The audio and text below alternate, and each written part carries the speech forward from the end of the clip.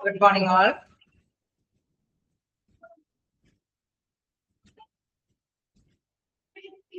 Good morning. Good morning. Okay, then ദിവസം എടുത്ത് വായിച്ചു നോക്കിയിരുന്നോ?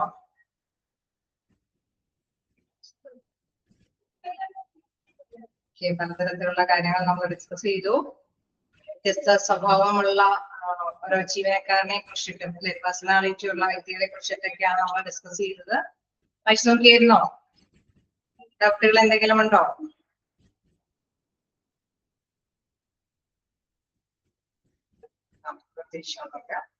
ഓക്കെ, നമുക്ക് നെക്സ്റ്റ് ഭാഗത്തേക്ക് പോവാം. എന്താ അടുത്ത ഭാഗം എന്ന് പറയുന്നത് പേഴ്സണാലിറ്റി ഡയമെൻഷൻസ് ആണ്.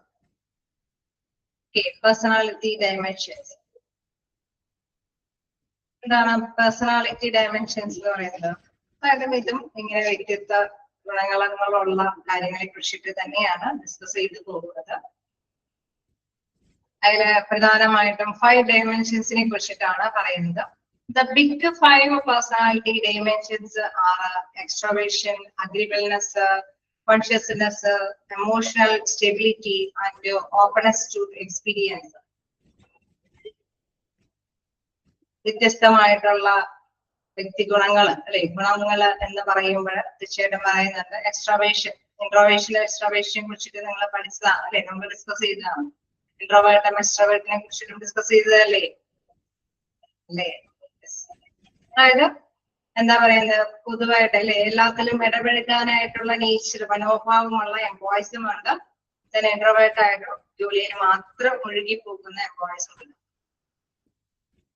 ഓക്കെ, ഇടപെടുത്താനായിട്ടുള്ള കാര്യമാണ് എക്സ്ട്രാവേഷൻ എന്ന് പറയുന്നത്. അതിനുള്ള കഴിവുള്ള എംപ്ലോയീസ്. എന്താണ് അഗ്രീബിൾനെസ് എന്ന് പറയുന്നത്? എന്താണ് അഗ്രീബിൾനെസ് എന്ന് പറയുന്നത്? ഇണങ്ങിപ്പോകാനായിട്ട്. എന്താണ് ഇണങ്ങിപ്പോകാനായിട്ട് പറ്റുക എന്ന് പറയുന്നത്? കോപ്പറേറ്റീവ് ആയിട്ട് മറ്റുള്ളവരോട് സഹകരിച്ച് പോകാനായിട്ട്. അതായത് ഞാൻ ഇപ്പോ ക്ലാസ്സുകളിൽ നിങ്ങൾക്ക് അറിയാൻ സാധിക്കും, ഓരോന്നും ജസ്റ്റ് എക്സാമ്പിൾ വെച്ചിട്ടാണ് ഡിസ്കസ് ചെയ്ത് പോകുന്നത്. അല്ലെങ്കിൽ ഇതിന് വേർഡ് മീനിങ് മാത്രം പറഞ്ഞു പോയാൽ മതി. എക്സ്ട്രാവേഷൻ എന്ന് പറയുമ്പോൾ ഇടപെടുക, അഗ്രീബിൾനെസ് ഇണങ്ങിപ്പോവുക, കോൺഷ്യസ്നെസ് എന്ന് പറയുന്നത് നല്ല വിശ്വാസത്തോട് കൂടിയിട്ട് പെരുമാറുക. അതെന്താണെന്ന് ജസ്റ്റ് മെയിൻ ചെയ്യാതെ പോയി കഴിഞ്ഞാൽ നിങ്ങൾ കുറച്ച് ദിവസം എടുത്ത് കഴിയുമ്പോൾ എന്തൊക്കെയോ പറഞ്ഞു പോയെന്ന് വിചാരിക്കുന്നു. പറഞ്ഞിട്ടാണ് നമുക്ക് എക്സാമ്പിൾ സഹിതം പറഞ്ഞു പോയത്. അതായത് എക്സ്ട്രാവേഷൻ എന്ന് പറയുമ്പോൾ ഞാൻ പറഞ്ഞു അല്ലെ, ഇൻ കേസ് അവിടെ എല്ലാത്തിലും ഇടപെടാനായിട്ടുള്ള ഒരു നേച്ചർ, മനോഭാവമുള്ളവരെ കുറിച്ചിട്ട് നമ്മൾ കഴിഞ്ഞ ക്ലാസ്സിൽ ഡീപ്പായിട്ട് ഡിസ്കസ് ചെയ്തു. അതേപോലെ തന്നെ അഗ്രീബിൾനെസ് എന്ന് പറയുമ്പോൾ സഹപ്രവർത്തകരോടൊക്കെ സഹകരിച്ചു പോകാനായിട്ട് അല്ലെ, എപ്പോഴും പൊട്ടിത്തെറിയും എല്ലാ കാര്യങ്ങളൊക്കെ ഉണ്ടാകുന്ന എംപ്ലോയീസ് ആണെങ്കിലും അവരവരുടെ ലീഡർഷിപ്പ് പവർ കൊടുക്കാനായിട്ട് പറ്റുമോ? അവർക്കൊരു ലീഡർഷിപ്പ് പവർ കൊടുക്കാൻ പറ്റുമോ? ഇല്ല അല്ലെ. എന്തുകൊണ്ടാണ് അവർക്ക് അങ്ങനെ ലീഡർഷിപ്പ് പവർ കൊടുക്കാൻ പറ്റാത്തത്? അവര് സഹപ്രവർത്തകരോട് കൂടി സഹകരിച്ചു പോകില്ല. അതുകൊണ്ടാണ് അവർക്ക് ലീഡർഷിപ്പ് പവർ കൊടുക്കാനായിട്ട് പറ്റാത്തത്. സോ മനസ്സിലാക്കിയിട്ട് തന്നെയായിരിക്കണം ഇത്തരത്തിലുള്ള കാര്യങ്ങൾ ഓരോ എംപ്ലോയീസിനെയും ഓരോ ചുമതലകളൊക്കെ ഏൽപ്പിക്കുമ്പോൾ കൃത്യമായിട്ട് തന്നെ മനസ്സിലാക്കിയിട്ട് വേണം ഇത്തരം കാര്യങ്ങളൊക്കെ ചെയ്തിട്ടുണ്ട്. ഓക്കെ, അഗ്രീബിൾനെസ് എന്ന് പറയുമ്പോൾ സഹപ്രവർത്തകരോട് കൂടി സഹകരിച്ചു പോകാനായിട്ടുള്ള ഒരു ഗുണം ഉണ്ടായിരുന്നു. എന്താണ് കോൺഷ്യസ്നെസ് എന്ന് പറയുന്നത്? അതായത് ഉത്തരവാദിത്തങ്ങളൊക്കെ ഏൽപ്പിച്ചു കഴിഞ്ഞാൽ പെർഫെക്റ്റ് ആയിട്ട് ചെയ്യാനായിട്ട് കഴിവുള്ള വ്യക്തികളായിരിക്കും. നമ്മളൊരു ചുമതല റിസ്ക് പിടിച്ച ഉത്തരവാദിത്തങ്ങളൊക്കെ ആയിരിക്കും. ഓക്കെ, റെസ്പോൺസിബിൾ അല്ലെ, ഉത്തരവാദിത്തം. ജസ്റ്റ് റെസ്പോൺസിബിൾ എന്നുള്ള മീനിങ് വെച്ച് വരുമ്പോൾ നിങ്ങൾ ഓർത്ത് വെക്കേണ്ട കാര്യം, ഒരു ഓർഗനൈസേഷനിൽ ഒരുപാട് എംപ്ലോയീസ് ഉണ്ട്. ചില പർട്ടിക്കുലർ കാര്യങ്ങളിൽ നമ്മൾ ചുമതലപ്പെടുത്തുന്നത് എങ്ങനെയുള്ളവരെ വെച്ചിട്ടാണ്? അത് അത്തരം വലിയ ചുമതല ഏൽപ്പിച്ചാലും പെർഫെക്റ്റ് ആയിട്ട് ചെയ്യാൻ പറ്റും എന്നുള്ളവരെ കണ്ടെത്തിയിട്ട് തന്നെയാണ് ഏൽപ്പിക്കുന്നത് അല്ലെ. വലിയ റിസ്കുകൾ ഏൽപ്പിക്കുമ്പോൾ അതിന്റെ ലീഡിങ് ചാർജൊക്കെ ഏൽപ്പിക്കുമ്പോൾ തീർച്ചയായിട്ടും ഉത്തരവാദിത്വ ബോധത്തോടു കൂടി അവർ ചെയ്യും. യാതൊരു തരത്തിലുള്ള മിസ്റ്റേക്കുകളൊക്കെ വരുത്താതിരിക്കാൻ അതിന്റെ പരമാവധി അവർ ശ്രദ്ധിക്കും അല്ലെ. ആ ഒരു വിശ്വാസം അല്ലെ, ആ ഒരു കമ്മിറ്റ്മെന്റ് ഉള്ള എംപ്ലോയിയെ തിരഞ്ഞെടുത്തിട്ടായിരിക്കണം അത്തരത്തിലുള്ള കാര്യങ്ങൾ ഏൽപ്പിക്കാനായിട്ട്.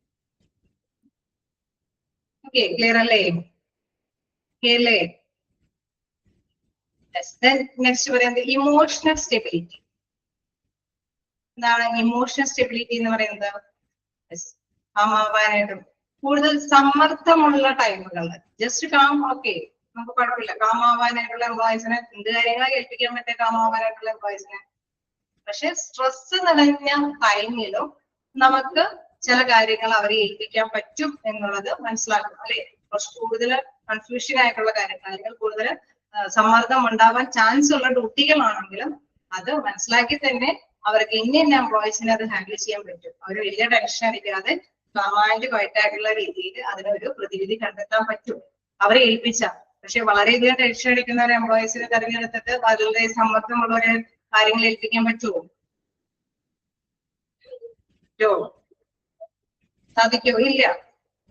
എപ്പോഴും ഇമോഷണൽ സ്റ്റെബിലിറ്റി ഉള്ള എംപ്ലോയീസിന്, അല്ലെ? ഇമോഷണൽ സ്റ്റെബിലിറ്റി എന്ന് പറയുമ്പോൾ കാമാണ് ആൻസർ. ഓക്കെ, അതിന്റെ മീനിങ് കാമാണ്. അതായത് കാം ആൻഡ് ക്വയറ്റ് ആയിട്ടുള്ള ഒരു മനോഭാവത്തിനെയാണ് ഇമോഷണൽ സ്റ്റെബിലിറ്റി എന്ന് പറയുന്നത്. പക്ഷെ നമ്മൾ സ്ഥാപനത്തിലേക്ക് വെച്ച് വരുമ്പോൾ ശ്രദ്ധിക്കേണ്ട ഒരു കാര്യം, സ്ട്രെസ് നിറഞ്ഞ ഒരു വർക്കുകളൊക്കെ വരുമ്പോൾ എങ്ങനെയുള്ളവരെയാണ് അത് ഏൽപ്പിക്കേണ്ടത്? കാമായിട്ടും അത് കൈകാര്യം ചെയ്ത് പോകാനായിട്ട് ശേഷിയുള്ളവരെയാണ് ഇത്തരം കാര്യങ്ങൾ ഏൽപ്പിക്കേണ്ടി വരുന്നത്. ഓക്കെ, ക്ലിയർ അല്ലേ? Then openness to experience. openness to experience എന്ന് പറയുന്നത് തുറന്ന മനസ്ഥിതിയുള്ളവരല്ലേ?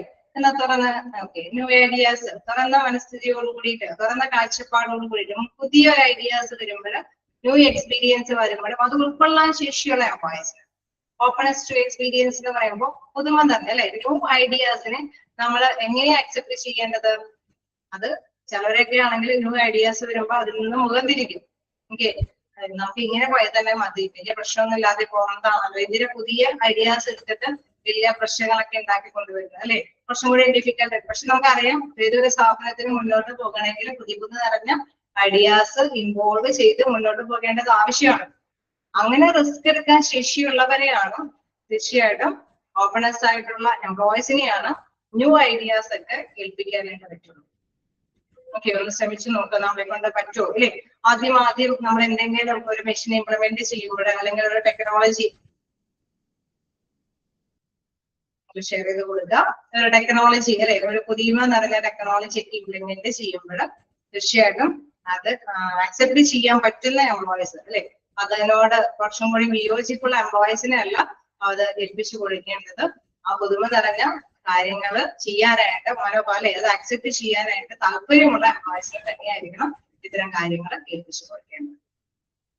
ഓക്കെ, അപ്പൊ പേഴ്സണാലിറ്റി ഡയമെൻഷൻസിൽ പറയുന്നത് ബിഗ് 5 പേഴ്സണാലിറ്റി ഡയമെൻഷൻസ്. പ്രത്യേകമായിട്ട് ഗുണങ്ങളുള്ള കുറെ എംപ്ലോയീസ് ഉണ്ട് നമ്മുടെ ഓർഗനൈസേഷനിൽ തന്നെ. ഏതൊരു സ്ഥാപനത്തിലും ഒരുപാട് എംപ്ലോയീസ്, സ്റ്റാഫുകൾ വർക്ക് ചെയ്യുന്നുണ്ട്.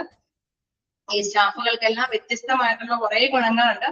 ചിലര് ഈ പറഞ്ഞ മാതിരി ഇമോഷണൽ ആയിട്ട് സ്റ്റെബിലിറ്റി ഉള്ള എംപ്ലോയീസ് ആയിരിക്കും.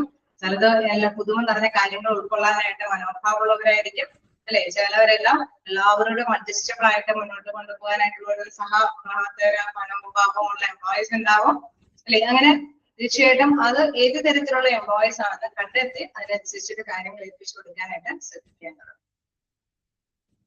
ക്ലിയർ അല്ലേ? ഓക്കെ അല്ലേ? ജസ്റ്റ് അതിന്റെ മീനിങ് പറയുന്നതോടൊപ്പം ഞാൻ വിവരിച്ച് പറയാൻ ഉദ്ദേശിക്കുന്നത് എന്താണെന്ന് വെച്ചാൽ നിങ്ങൾ അത് മൈൻഡിലേക്ക് അക്സെപ്റ്റ് ചെയ്യാൻ വേണ്ടിയിട്ടാണ്. ഇൻ കേസ് ഒരു ഇന്റർവ്യൂ വരുമ്പോഴും ഓക്കെ 5 ഡയമെൻഷൻ എന്താണ് ഈ 5 ഡയമെൻഷൻ കൊണ്ട് ഉദ്ദേശിക്കുന്നത്? അപ്പൊ നിങ്ങൾ ബ്ലാങ്ക് ആയിട്ട് ഇരിക്കരുത്. ഓക്കെ, ഇങ്ങനെ ഒരു എന്താ പറയാ ന്യൂ ഐഡിയാസ് അതിന്റെ മീനിങ് കൊണ്ട് മാത്രമല്ല, ആ ഒരു ഓർഗനൈസേഷന്റെ, ആ ഒരു സ്ഥാപനത്തിലേക്ക് ഇത്തരത്തിലും ഗുണങ്ങളുള്ള എംപ്ലോയീസ് ഉണ്ടെങ്കിൽ ഇന്ന കാര്യങ്ങളൊക്കെ എത്തിച്ചു കൊടുക്കാനായിട്ട് അവരെ സമീപിക്കുക, അല്ലെ? അവരെ തന്നെ അത് ഏൽപ്പിച്ചു കൊടുക്കാനായിട്ട് ശ്രമിക്കേണ്ടതാണ്. And ideally, these personality dimensions that correlate positively and strongly with the job performance would be helpful in the selection, training and appraisal of employees. Okay, തീർച്ചയായിട്ടും നമുക്കറിയാം, എംപ്ലോയീസിനെ സെലക്ട് ചെയ്യുമ്പോഴും ട്രെയിനിങ് കൊടുക്കുമ്പോഴും, അല്ലെ, എല്ലാം തന്നെ ഇത്തരത്തിലുള്ള നല്ല ഡയമെൻഷനുള്ള എംപ്ലോയീസ് ഏതൊക്കെയാണെന്ന് കൃത്യമായിട്ട് ഗ്രഹിച്ചറിഞ്ഞ്, അല്ലെ, അവരെ അതിനനുസരിച്ചിട്ട് ഹെൽപ്പ് ചെയ്യാനായിട്ട് ഇതുകൊണ്ട് സാധിക്കുമെന്നുള്ളതാണ്. ഈ വ്യക്തിത്വ ഗുണങ്ങളൊക്കെ ഗ്രഹിച്ച് നമുക്ക് മനസ്സിലാക്കി എടുക്കാനായിട്ട് അതേ ടൈമിലെല്ലാം സാധിക്കും. സെലക്ഷൻ പ്രൊസീജിയർ നടത്തുമ്പോഴും ട്രെയിനിങ് പ്രൊസീജിയർ നടത്തുമ്പോഴും അവരുടെ പെർഫോമൻസ് അപ്രൈസൽ, അല്ലെ, അവരുടെ പെർഫോമൻസ് ഇവാലുവേറ്റ് ചെയ്യുമ്പോഴൊക്കെ നമുക്ക് അത് helpful. Then the individuals who exhibited traits associated with a strong sense of purpose, obligation and persistence generally perform better than those who do not. Okay, then ഈ സ്വഭാവങ്ങൾ അല്ലേ ഇവിടെ തീർച്ചയായിട്ടും who exhibit trait associated with a strong sense. Okay, നല്ല കുറച്ച ഒരു സെൻസോട് കൂടിയിട്ട് തീർച്ചയായിട്ടും നമുക്കറിയാം ഇങ്ങനെ പ്രത്യേകം ഗുണങ്ങളുള്ള എംപ്ലോയീസ് ഒരു സ്ഥാപനത്തിൽ ഉണ്ടെങ്കിൽ തീർച്ചയായിട്ടും അവരെ വെച്ചിട്ട് നമ്മുടെ സ്ഥാപനത്തിന് നന്നായിട്ട് മുന്നേറാനായിട്ട് സാധിക്കും അല്ലേ? ശരിയല്ലേ? ഈ ഗുണങ്ങളുള്ള എംപ്ലോയീസ് ഒരു സ്ഥാപനത്തിൽ ഉണ്ടാവേണ്ടത് ആവശ്യമല്ലേ? ആണ് അല്ലെ? ദെൻ അവരെ ഏൽപ്പിക്കുന്ന കടമകളൊക്കെ അവർ കൃത്യമായിട്ട് തന്നെ നിർവഹിച്ചൊക്കെ പോകും. ഉത്തരവാദിത്തങ്ങളൊക്കെ വളരെ അല്ലെ, നമ്മൾ നേരത്തെ പറഞ്ഞ കോൺഷ്യസ്നെസ് ആകുമ്പോൾ റെസ്പോൺസിബിലിറ്റി എന്ന് പറയുന്നത് നമുക്കറിയാം ഉത്തരവാദിത്തമാണ്. ആ ഉത്തരവാദിത്ത ബോധ്യം അല്ലെ അവർക്ക് ഉണ്ടാവണം. ആ ഒരു ബോധ്യമുള്ള എംപ്ലോയീസിനെ മാത്രമാണ് നമുക്ക് ഇത്തരം ചലഞ്ചിങ് നടന്ന കാര്യങ്ങളൊക്കെ ഏൽപ്പിക്കാൻ പറ്റും. And persistence generally perform better than those who do not അല്ലെ? അല്ലാത്തവരും ഉള്ളവരുമുണ്ട്, പക്ഷെ ഇത്രയും പ്രത്യേക ഗുണങ്ങളുള്ളവരെ നമുക്ക് കണ്ടെത്തിയിട്ട് അതനുസരിച്ചിട്ട് തന്നെ സ്ട്രോങ് ആയിട്ട് തന്നെ നമ്മുടെ ഓർഗനൈസേഷനിൽ അവരെയൊക്കെ ലീഡിംഗ് പവറുകളൊക്കെ ഏൽപ്പിച്ച് മുന്നേറാനായിട്ട് സാധിക്കും. ഇതാണോ പേഴ്സണാലിറ്റി ഡയമെൻഷൻ? ഹിയറോ അത് 5 പേഴ്സണാലിറ്റി ഡയമെൻഷനെ കുറിച്ചിട്ട് അത് ജസ്റ്റ് ചോയ്സ് വന്നാല് നോട്ട് ചെയ്ത് പോവുക. ഇതാണ് പേഴ്സണാലിറ്റി, 5 പേഴ്സണാലിറ്റി ഡയമെൻഷൻ എന്നോ ഓർത്ത് വെച്ചേക്കുക. ഓക്കെ, നമുക്ക് നെക്സ്റ്റ് നോക്കാനുള്ളത് ആറ്റിറ്റ്യൂഡ്. ഓക്കെ, ആറ്റിറ്റ്യൂഡ് എന്ന് പറയുമ്പോൾ മനോഭാവങ്ങൾ അല്ലെ? ഓരോരുത്തരെ കുറിച്ചിട്ട്, വ്യക്തികളെ കുറിച്ചിട്ട്, സ്ഥലങ്ങളെ കുറിച്ചിട്ട് അല്ലെ, എന്തെങ്കിലും പ്രവൃത്തിനെ കുറിച്ചിട്ടൊക്കെ എല്ലാവർക്കും വ്യത്യസ്ത മനോഭാവങ്ങളായിരിക്കും അല്ലേ? ആണോ? വ്യത്യസ്ത മനോഭാവങ്ങളല്ലേ? ഒരു അധ്യാപകനെ കുറിച്ചിട്ട് ഒരു അല്ലെ, ഒരു നമുക്കറിയാം ഓരോ രാഷ്ട്രീയക്കാരനെ സംബന്ധിച്ച് അങ്ങനെ എല്ലാവരെ കുറിച്ചിട്ട്, വ്യക്തികളെ കുറിച്ചിട്ടാണെങ്കിലും എന്തെങ്കിലും ഒരു പ്രത്യേക സ്ഥാപനത്തിനെ കുറിച്ചിട്ടാണെങ്കിലും എല്ലാത്തിനെ കുറിച്ചിട്ട് നമുക്ക് വ്യത്യസ്ത മനോഭാവങ്ങളായിരിക്കും അല്ലെ? ആറ്റിറ്റ്യൂഡ് എന്ന് പറയുമ്പോൾ മനോഭാവങ്ങൾ. തീർച്ചയായിട്ടും ഇതും നമ്മുടെ ഓർഗനൈസേഷനിൽ പ്രധാനപ്പെട്ട ഒരു കാര്യം തന്നെയാണ്. ആറ്റിറ്റ്യൂഡ്, ഓരോരുത്തരുടെയും മനോഭാവങ്ങൾ എന്തൊക്കെയാണ്. Simply explained, an attitude is an individual's point of view or an individual's way of looking at something, or to be more explicit, an attitude may be explained as a mental state of an individual which prepares him to react or make him behave in a particular predetermined way. അതായത് attitude എന്ന് പറയുമ്പോൾ ഒരു മനോഭാവമാണ് അല്ലെ? ഏതെങ്കിലും ഒരു ഒബ്ജക്റ്റിനെ നമ്മൾ നോക്കി കാണുമ്പോൾ അല്ലെങ്കിൽ അതിനെ വിശകലനം ചെയ്യുമ്പോഴൊക്കെ നമുക്ക് കൃത്യമായിട്ടുള്ള ഒരു മനോഭാവം ഉണ്ടാവും. ഇന്ന പേഴ്സൺ ഓക്കെ നല്ലൊരു പേഴ്സൺ ആണ്, നന്നായിട്ട് നല്ല ഒരു അധ്യാപകനാണ്, നല്ല രീതിയിൽ മനസ്സിലാക്കി തരാനായിട്ട് ഹെൽപ്ഫുൾ ആയിട്ടുള്ള അധ്യാപകനാണ്. അതല്ല എങ്കിൽ നമ്മൾ ഇൻ കേസ് ഒരു കാര്യത്തിന് ഒരു സ്ഥാപനത്തിനെ കുറിച്ചിട്ട് പറയുകയാണെങ്കിൽ ഓക്കെ നല്ല ഡിസിപ്ലിൻ ഉള്ള ഒരു സ്ഥാപനമാണ്. അല്ലെങ്കിൽ ഒരു ഹോസ്പിറ്റലിനെ കുറിച്ചിട്ട് നമ്മൾ പറയുകയാണെങ്കിൽ തീർച്ചയായിട്ടും നല്ല പേഷ്യന്റ് കെയർ ഒക്കെ കൊടുക്കുന്ന ഒരു ഹോസ്പിറ്റലൊക്കെ ആണെങ്കിൽ തീർച്ചയായിട്ടും നമ്മൾ നല്ലൊരു അല്ലെ മനോഭാവമായിരിക്കും ആ ഹോസ്പിറ്റലിനോടൊക്കെ കാണിക്കുന്നത്. ഓക്കെ, സംതിങ് എന്തെങ്കിലും ഒരു ഒബ്ജക്ട് അല്ലെങ്കിൽ എന്തെങ്കിലും ഒരു പേഴ്സൺ, ഒരു വെർട്ടിക്കൽ ആയിട്ടുള്ള ഏതെങ്കിലും ഒരു പ്ലേസ് അല്ലെ, എന്തിനെ കുറിച്ചിട്ടാണെങ്കിലും പ്രത്യേകമായിട്ടും അതിന് അതിൻ്റെതായിട്ടുള്ള മനോഭാവങ്ങൾ. അപ്പൊ അത് എന്താണ് പറയുന്നത്, കാഴ്ചപ്പാടുകളെയാണ് ശരിക്കും പറഞ്ഞാൽ ഇൻഡിവിജ്വലിന്റെ വ്യൂ പോയിന്റ്സിനെയാണ് ആക്ച്വലി എന്തെന്ന് പറയുന്നത് ആറ്റിറ്റ്യൂഡ് എന്ന് പറയുന്നത് അല്ലെ. An attitude is an individuals point of view or an individual's way looking at something, എന്തിനെങ്കിലൊക്കെ നോക്കി കാണുമ്പോൾ ഉണ്ടാവുന്ന ആ ഒരു വിഷനെ പോകണം. Or to be more explicit, an attitude may be explained as the mental state of an individual. ഒരു വ്യക്തിയുടെ മാനസികമായിട്ടുള്ള ഒരു കാര്യത്തിനെ കുറിച്ചിട്ടുള്ള ഒരു മനോഭാവം അല്ലെ, അതിനെയാണ് നമ്മൾ എന്തെന്നാ പറയുന്നത് ആറ്റിറ്റ്യൂഡ് എന്ന് പറയുന്നത്. Okay, which prepares him to react or make him behave in a particular predetermined way. Okay, നമ്മൾ മറ്റുള്ളവരോട് പെരുമാറുമ്പോൾ തീർച്ചയായിട്ടും അവനെ കുറിച്ചിട്ടുള്ള നമ്മുടെ മനോഭാവം അനുസരിച്ചിട്ടായിരിക്കും നമ്മൾ റിയാക്ട് ചെയ്യുന്നത്. നമ്മൾ നേരത്തെ കൂട്ടി നമ്മുടെ മൈൻഡിൽ പ്രീഡിറ്റർമൈൻ ചെയ്ത് വെച്ചിട്ടുണ്ട് അല്ലെ അവനോട്, അപ്പൊ അതനുസരിച്ചിട്ടായിരിക്കും നമ്മൾ റിയാക്ട് ചെയ്യും. തീർച്ചയായിട്ടും മനോഭാവത്തിനെ കുറിച്ചിട്ട് എന്താണ് നമ്മുടെ ഓർഗനൈസേഷനുമായി ബന്ധപ്പെട്ട് വരുന്നതെന്ന് നോക്കാം. Okay, an attitude is defined as a learned predisposition to respond in a consistently favorable, unfavorable manner with respect to a given object. അതായത് നമ്മൾ ഒരു പർട്ടിക്കുലർ ആയിട്ടുള്ള ഒരു കാര്യത്തിനെ കുറിച്ചിട്ട് നോക്കുകയാണെങ്കിൽ അതിനെ കുറിച്ചിട്ട് നമുക്ക് ഫേവറബിൾ ആയിട്ടുള്ള അല്ലെ, അതിന് പോസിറ്റീവ് ആയിട്ടുള്ള ഒരു മനോഭാവം ഉണ്ടാവാം, നെഗറ്റീവ് ആയിട്ടുള്ള ഒരു മനോഭാവവും ഉണ്ടാവാം. ശരിയല്ലേ? ഏതൊരു വ്യക്തിയെ കുറിച്ചിട്ടാണെങ്കിലും ഏതൊരു സാധനത്തിനെ കുറിച്ചിട്ടും നമുക്ക് ഫേവറബിൾ ആയിട്ടുള്ള ഒരു മനോഭാവം ഉണ്ടാവാം, അൺഫേവറബിൾ ആയിട്ടുള്ള മനോഭാവവും ഉണ്ടാവാം. ഇല്ലേ? ഉണ്ടാവില്ലേ? ഉണ്ടാവും അല്ലെ? അപ്പൊ അത് തന്നെയാണ് ഇവിടെ പറയുന്നത്. Attitude is defined as a learned predisposition to respond in a consistently favourable unfavourable manner with respect to a given objective. ഒരു ഒബ്ജക്റ്റുമായി ബന്ധപ്പെട്ട് നോക്കുമ്പോൾ അതിന് അനുകൂലമായിട്ടുള്ള പ്രതികൂലമായിട്ടുള്ള റെസ്പോൺസുകൾ, അത് റെസ്പോൺസുകൾ വരുന്നതിന് കാരണം തീർച്ചയായിട്ടും നമുക്കറിയാം അതിനെ കുറിച്ചിട്ട് നേരത്തെ കൂട്ടിയുള്ള ഒരു അറിവ് നമുക്കുള്ളത് കൊണ്ടാണ് ആ മനോഭാവം അവിടെ കൃത്യമായിട്ട് കാഴ്ചവെക്കുന്നത്. Okay, then stances are a complex of beliefs and feelings that people have about specific ideas, situations, or other people. Okay, നമുക്ക് നോക്കുകയാണെങ്കിൽ ഒരു ഐഡിയയെ കുറിച്ചിട്ട് അല്ലെങ്കിൽ ഒരു സിറ്റുവേഷൻ അല്ലെങ്കിൽ ഒരു പീപ്പിൾ അല്ലെ വ്യത്യസ്ത വ്യക്തികളെ കുറിച്ചിട്ട് അല്ലെങ്കിൽ വ്യത്യസ്ത സാഹചര്യങ്ങളെ കുറിച്ചിട്ട് ഒരു സ്പെസിഫിക് ആയിട്ടുള്ള ഐഡിയയെ കുറിച്ചിട്ട് എല്ലാം തന്നെ ഓരോരുത്തർക്കും ഓരോ ഫീലിങ്സും ഓരോ വിശ്വാസങ്ങളൊക്കെ അതൊരു സങ്കല്പം അല്ലെ. ഒരു വ്യക്തിക്ക് ഉണ്ടാവുന്ന ഒരു വിശ്വാസ രീതി ആയിരിക്കില്ല മറ്റൊരു വ്യക്തി. ഇപ്പൊ ഒരു ആൾക്ക് നമ്മുടെ അല്ലെ നമ്മുടെ പാരന്റ്സിനെ കുറിച്ചിട്ട് നമുക്കുള്ള മനോഭാവം ആയിരിക്കില്ല മറ്റൊരാൾക്ക് നമ്മുടെ പാരന്റ്സിനെ കുറിച്ചിട്ടുണ്ട്. അല്ലെങ്കിൽ ഒരു സ്ഥാപനത്തിനെ കുറിച്ചിട്ട് നമുക്കുള്ള മനോഭാവം ആയിരിക്കില്ല മറ്റൊരാൾക്ക് ഉണ്ടാവും അല്ലെ. അപ്പൊ ഏതൊരു അല്ലെ ഒരു വ്യത്യസ്ത വ്യക്തികളെ കുറിച്ചിട്ടാണെങ്കിലും സാഹചര്യങ്ങളെ കുറിച്ചിട്ടാണെങ്കിലും ഒരു സ്പെസിഫിക് ഐഡിയയെ കുറിച്ചിട്ടാണെങ്കിലും അവരുടെ വിശ്വാസ സത്യങ്ങൾ അല്ലെങ്കിൽ അവരുടെ വികാരങ്ങളെല്ലാം തീർച്ചയായിട്ടും ഒരു കോംപ്ലക്സ് സങ്കീർണത നിറഞ്ഞുള്ളതായ കാരണം വ്യത്യസ്തങ്ങളായിരിക്കും അല്ലേ. ശരിയല്ലേ? അല്ലെ? കോംപ്ലക്സ് അല്ലേ? ഓക്കെ, തീർച്ചയായിട്ടും. കാരണം നമുക്കറിയാം ഓരോരുത്തർക്കും ഡിഫറെന്റ് ആയിട്ടുള്ള മനോഭാവങ്ങളായി. വീണ്ടും നമുക്ക് എന്താ അടുത്തതായിട്ട് പറയുന്നത്, attitudes are important because they are the mechanism through which most people express their emotions. പക്ഷെ ഈ മനോഭാവങ്ങൾ എപ്പോഴും പ്രാധാന്യം അർഹിക്കുന്ന ഒരു കാര്യം തന്നെയാണ്. കാരണം പീപ്പിൾസ് എക്സ്പ്രഷൻ ദെയർ ഇമോഷൻസ്, ഓരോ പീപ്പിൾസും അതനുസരിച്ചിട്ടാണ് എക്സ്പ്രസ് ചെയ്യുന്നത്. അവരുടെ മനോഭാവങ്ങളുടെ അടിസ്ഥാനത്തിലാണ് അവര് റെസ്പോണ്ട് ചെയ്യുന്നത് അല്ലെ. നമ്മളുടെ പാരന്റ്സിനോട് റെസ്പോണ്ട് ചെയ്യുന്ന രീതിയല്ല മറ്റൊരാള് നമ്മുടെ പാരന്റ്സിനോട് റെസ്പോണ്ട് ചെയ്യുന്നതെങ്കിലും കാരണം വ്യത്യസ്ത മനോഭാവങ്ങൾ കൊണ്ടാണ് അവരെങ്ങനെ റെസ്പോണ്ട് ചെയ്യുന്നത്. അപ്പൊ ഈ ആറ്റിറ്റ്യൂഡ് പ്രധാനപ്പെട്ട ഒരു കാര്യമാണ് അല്ലെ. നമുക്ക് നമ്മുടെ പാരന്റ്സിനോട് തീർച്ചയായിട്ടും നമ്മൾ നല്ല മനോഭാവം കാണിക്കേണ്ടത് മസ്റ്റാണ് അല്ലെ.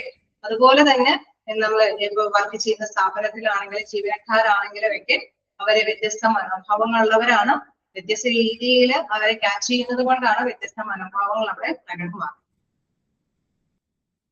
എന്താ പറയുക, ഹോസ്പിറ്റൽ അഡ്മിനിസ്ട്രേഷനിൽ ശരിക്കും പറഞ്ഞു കഴിഞ്ഞാൽ ഓരോ പേഴ്സണാലിറ്റി അല്ലെ ഓരോ വ്യക്തികളുടെ കാര്യങ്ങളെ കുറിച്ചിട്ടുള്ള ഹ്യൂമൻ ബിഹേവിയറെ കുറിച്ചിട്ടുള്ള കാര്യങ്ങളാണ് ഇപ്പം എന്താ പറയാ ക്യാച്ച് ചെയ്ത് പോകാനും എന്താ പറയാ രസകരമായിട്ട് മുന്നോട്ട് പോകാൻ പറ്റുന്ന ഒരു കാര്യമല്ല. ഓക്കെ, ഇങ്ങനെ നമുക്ക് താഴേക്ക് ഇത് കംപ്ലീറ്റ് ചെയ്ത് നമുക്ക് എന്തായാലും ക്യാച്ച് ചെയ്ത് പോകാനേ പറ്റില്ല. അപ്പൊ നമുക്ക് എന്താണ് താഴേക്ക് പറഞ്ഞു പോകുന്നത്, കമ്പോണൻസ് ഓഫ് ആറ്റിറ്റ്യൂഡ്. ഓക്കെ, മനോഭാവങ്ങളെ കുറിച്ചിട്ടൊക്കെ അല്ലേ, വ്യത്യസ്ത മനോഭാവങ്ങളായിരിക്കും എന്നുള്ള കാര്യങ്ങളൊക്കെ അല്ലേ, വ്യത്യസ്തമായിട്ടായിരിക്കും അവർ ഇമോഷൻസ് ഒക്കെ എക്സ്പ്രസ് ചെയ്യുന്നത്, പ്രകടമാക്കുന്നത്. ഓക്കെ, താഴേക്ക് നമുക്ക് നോക്കാം കമ്പോണൻസ് ഓഫ് ആറ്റിറ്റ്യൂഡ്. ആറ്റിറ്റ്യൂഡിന്റെ കമ്പോണൻസുകൾ എന്തൊക്കെയാണ്?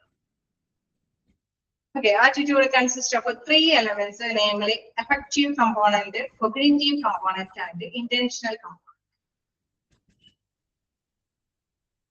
Okay, എന്താണ് ആറ്റിറ്റ്യൂഡിലെ പ്രധാനപ്പെട്ട കമ്പോണൻസ് ഏതൊക്കെയാന്ന് പറയുന്നത്? 3 elements. എന്തൊക്കെയാ എലമെന്റ്സുകളാണ്? അതൊക്കെ ഒന്ന് നോട്ട് ചെയ്ത് പോകാട്ടോ. affective, cognitive, and intentional components. Okay. Then എന്താണ് ഈ affective component നോക്കാം. എന്താ affective component എന്ന് പറയുന്നത്?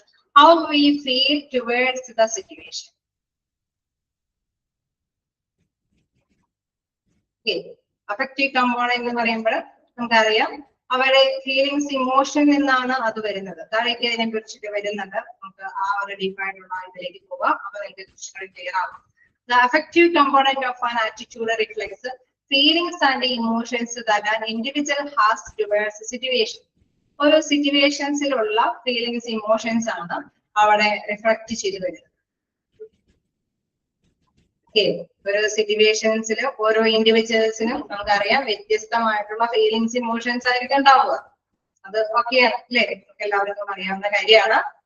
സോ അങ്ങനെ ഒരു ആറ്റിറ്റ്യൂഡ് റിഫ്ലക്ട് ചെയ്യണമെങ്കിൽ തീർച്ചയായിട്ടും അതുമായി ബന്ധപ്പെട്ട കുറച്ച് കാര്യങ്ങൾ ഉണ്ടാവും. കാരണം നമ്മൾ അതിനെ കുറിച്ചിട്ട് നമ്മൾ കുറച്ച് ലേൺ ചെയ്യുന്ന അനുസരിച്ചിട്ടായിരിക്കും അവർ റിയാക്ട് ചെയ്യും. Okay, the cognitive element of an attitude is developed from a knowledge that an individual has about a situation. ആ സിറ്റുവേഷനെ കുറിച്ചിട്ട് അറിവുണ്ടെങ്കിൽ തീർച്ചയായിട്ടും നമ്മൾ അതനുസരിച്ചിട്ട് നമ്മൾ പ്രകടമാണ്. ഇനി യാതൊരു ഇപ്പൊ പെട്ടെന്ന് ഒരു ആക്സിഡന്റ് സംഭവിച്ചു കഴിഞ്ഞാൽ എല്ലാവർക്കും ഒരു കോമൺ ആയിട്ടുള്ള റിയാക്ഷൻ ഉണ്ടാവും. ഒരു കോമൺ ആയിട്ട് റിയാക്ഷൻ ഉണ്ടാവും. ഒരു പെട്ടെന്ന് ആക്സിഡന്റ് സംഭവിച്ചു കഴിഞ്ഞാൽ ഉണ്ടാവും, ഉണ്ടാവില്ലേ? ഉണ്ടാവും അല്ലെ? കോമൺ ആയിട്ട് നമ്മൾ എല്ലാവരും പെട്ടെന്ന് തന്നെ ഒരു റിയാക്ഷൻ, നമുക്കറിയാം നമ്മളിലുള്ള ഒരു അല്ലെ ഹ്യൂമൻ ബീയിങ് തന്നെ ആവുമ്പോൾ എല്ലാവർക്കും ഒരു സ്വാഭാവികമായിട്ടുള്ള ഒരു ഫീലിങ്സ്. ദെൻ ആ ഒരു ഫീലിങ്സിന്റെ നേതൃത്വത്തിൽ നമ്മളുടെ തന്നെ ഒരു ബ്ലഡ് റിലേഷൻ ഉള്ള ആളാവുമ്പോൾ എങ്ങനെയായിരിക്കും നമ്മുടെ ഫീലിങ്സ്? കുറച്ചും കൂടി ഇമോഷണൽ കൂടും. കാരണം ആളെ കുറിച്ചിട്ട് നമുക്ക് നല്ല അറിവുണ്ട് ഇല്ലേ? വ്യത്യാസം ഉണ്ടാവില്ലേ? ഉണ്ടാവില്ലേ? ഉണ്ടാവും. കാരണം എന്തുകൊണ്ടാ? നമുക്ക് ആളെ കുറിച്ചിട്ട് നല്ല ധാരണയുണ്ട്. സോ അവിടെയാണ് കൊഗ്നിറ്റീവ് എലമെന്റ് വരുന്നത്. കാരണം അതിനെ കുറിച്ചിട്ട് നല്ല നോളജ് ഉള്ളത് കൊണ്ടാണ് കൊഗ്നിറ്റീവ് എലമെന്റ് ആയിട്ട് വരുന്നത്. സോ മനസ്സിലാക്കുക, effective component how feel towards the situation. ഒരു സിറ്റുവേഷൻ വരുമ്പോൾ എങ്ങനെയാണ് എല്ലാവരും ഫീൽ ചെയ്യുന്നത് അല്ലെ? എല്ലാവരുടെയും വികാരങ്ങൾ ചിലപ്പോൾ ഒരുപക്ഷെ ഒരുപോലെ തന്നെയായിരിക്കും. പക്ഷെ അത് കൊഗ്നിറ്റീവ് കമ്പോണന്റ് ആയിട്ട് വരുന്നത് Y do we feel that way, നമ്മൾ ഓരോരുത്തരും വ്യത്യസ്തരായിട്ട് തന്നെ അവിടെ വരുമ്പോൾ കുറച്ച് കൂടുതൽ ഇമോഷണൽ ആവാനായിട്ടുള്ള സാധ്യത വരുന്നത് ആ വ്യക്തിയെ കുറിച്ചിട്ട് കുറച്ചും കൂടി അറിവുള്ളത് കൊണ്ടാണ്. ഇന്റൻഷണൽ കമ്പോണന്റ് നോക്കുമ്പോൾ how we intended to have towards the situation നോക്കാം. ഇവിടെ നോക്കാം, finally the intention component of an attitude reflected how an individual expects to behave towards or in the situation. Okay, നമുക്കറിയാം നമ്മളുടെ ഒരു പ്രിയപ്പെട്ട ഒരാളാണെങ്കിൽ തീർച്ചയായിട്ടും നമ്മൾ വളരെയധികം ഇമോഷണൽ അവിടെ പ്രകടമാക്കും. അതാണ് ഇന്റൻഷൻ. ഇന്റൻഷൻ എന്ന് പറയുമ്പോൾ പ്രകടമാക്കിയാണ് ആ ഫീലിങ്സ്. ഓക്കെ, അപ്പൊ മനോഭാവം എന്ന് പറയുന്നത് തന്നെയാണ് നമുക്ക് എല്ലാത്തിനെയും കുറിച്ചിട്ട് ഒരു വ്യത്യസ്തമായിട്ടുള്ള കോമൺ ആയിട്ടുള്ള മനോഭാവങ്ങളുണ്ട് അതിനെ കുറിച്ചിട്ടൊക്കെ. പക്ഷെ കൂടുതൽ അറിവുള്ള ഒരു കാര്യമാണെങ്കിൽ അതിനനുസരിച്ചിട്ട് നമ്മൾ കൊഗ്നിറ്റീവ് കമ്പോണന്റ് കാണിക്കും. കാരണം ആ വ്യക്തിയെ കുറിച്ചിട്ട് നമുക്ക് അറിവുണ്ട് അല്ലേ? ദെൻ അവിടെ തീർച്ചയായിട്ടും അവിടെ റിയാക്ട് ചെയ്യുന്നത് പ്രവൃത്തിയിലേക്ക് വരുമ്പോൾ ഇന്റൻഷൻ കമ്പോണന്റ് ആയിട്ട് വരുന്നത് നമ്മൾ ആ ഒരു വ്യക്തിയെ കുറിച്ചിട്ട് അറിവുള്ളത് കൊണ്ട് തന്നെ നമ്മൾ കുറച്ചും കൂടി ഇമോഷണൽ ആയിട്ടുള്ള ഒരു പെർഫോമൻസ് അല്ലെ ഒരു രീതിയായിരിക്കും അവിടെ പ്രകടമാകും. ഓക്കെ, ഇവിടെ താഴേക്ക് നമുക്ക് വീണ്ടും വിവരിച്ചു പോകാം. എന്താണ് 3 തരത്തിലാണ് അതിന്റെ എലമെന്റ്സ് അല്ലെ? Cognitive component and intention component നമ്മൾ കണ്ടു. 3 തരത്തിലുള്ള എലമെന്റ്സ് ആണ് ഉള്ളത്. അതായത് ആറ്റിറ്റ്യൂഡിന് പ്രധാനമായിട്ട് affective component, then cognitive component and intention component ആണ്. അഫക്റ്റീവ് കമ്പോണന്റ് എന്ന് പറയുന്നത് how we feel towards the situation, ഒരു സാഹചര്യത്തിൽ എല്ലാവരും എങ്ങനെയാണ് ഫീൽ ചെയ്യുന്നുണ്ട്. Intention component how we intend to behave towards the situation, ആ സിറ്റുവേഷനോട് പ്രതികരിക്കുന്ന ഒരു കാര്യമാണ് ഇന്റൻഷൻ കമ്പോണന്റ് വരുന്നത്. കൊഗ്നിറ്റീവ് കമ്പോണന്റ് എന്ന് പറയുമ്പോൾ why do we feel that, നമുക്കറിയാം അങ്ങനെ പ്രതികരിക്കാനായിട്ടുള്ള കാര്യം എന്തുകൊണ്ടാണ്. കൊഗ്നിറ്റീവ് കമ്പോണന്റ് എന്ന് പറയുമ്പോൾ അപ്പൊ നമുക്കറിയാം നോളജ് ഉള്ളത് കൊണ്ടാണ് അല്ലെ? അതിനെ കുറിച്ചിട്ട് അറിവുള്ളത് കൊണ്ടാണ് എങ്ങനെ പ്രതികരിക്കുന്നത്. ഇത്തിരി കൂടി ഇമോഷണൽ ആയിട്ട് പ്രതികരിക്കുന്നുണ്ടെങ്കിൽ അറിവുള്ളത് കൊണ്ടാണ്. ഇമോഷണൽ കുറവാണെങ്കിൽ തീർച്ചയായിട്ടും നമുക്ക് അതിനെ കുറിച്ചിട്ട് അറിവില്ലാത്തത് കൊണ്ടാണ്. ഒരു കോമൺ ആയിട്ടുള്ള ഫീലിങ്സ് ആയിരിക്കും നമ്മൾ പ്രകടമാക്കുന്നത്. ക്ലിയർ ആണോ? ചെറിയൊരു എക്സാമ്പിൾ വെച്ചിട്ട് ഓക്കെ ആണോ? ഓക്കെ, എനിക്ക് അറിയില്ല കേട്ടോ എക്സാമ്പിൾ വെക്കാതെ എങ്ങനെ നിങ്ങളെ പരിചയപ്പെടുത്തണേന്ന് അറിയില്ല. അതുകൊണ്ടാണ് ഞാൻ ക്ലാസ്സിൽ കുറച്ചും കൂടി ഇലാബറേറ്റ് ചെയ്ത് പോകുന്നത്. നിങ്ങൾക്ക് ബോറായിട്ട് തോന്നുന്നുണ്ടോ?